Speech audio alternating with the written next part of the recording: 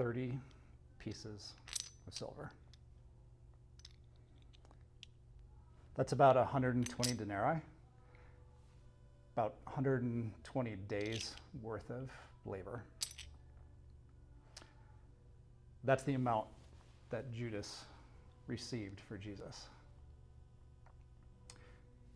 And Scripture says after he was told that he would receive those 20 pieces of silver, that he began looking for an opportunity to betray him.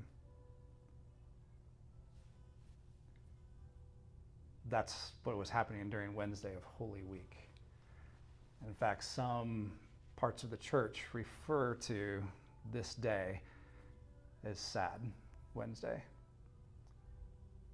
So as we just think through what was going on in the heart and mind of Judas in this moment, I also want to recognize that right before that passage of Scripture, Mark tells us in chapter 14, verse 3, that while they were at Bethany in the house of Simon the leper, he was reclining at the table when a woman with an alabaster flask of ointment of pure nard, says it was very costly, she broke the flask and poured it over his head. And there were some there who said to themselves indignantly, "Why was the ointment wasted like that?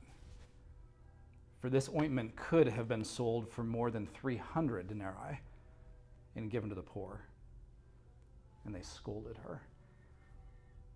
But Jesus said, "Leave her alone. Why do you trouble her? She's done a beautiful thing for me." And Jesus concludes saying, "Truly I say to you, wherever the gospel is proclaimed in the whole world, what she has done will be told in memory of her." Jesus celebrated the sacrifice that this woman had made. And here we see two very distinct pictures.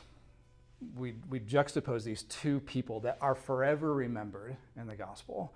One that was full of greed and selfishness and betrayal, and one that was full of sacrificial love and devotion. And so my mind and heart just began thinking through as we prepare for Easter, like, what is the worth of Jesus to me?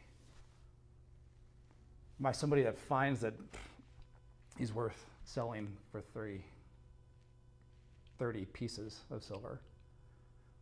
Or is he one that's worth giving 300 denarii, almost a year's worth of wages?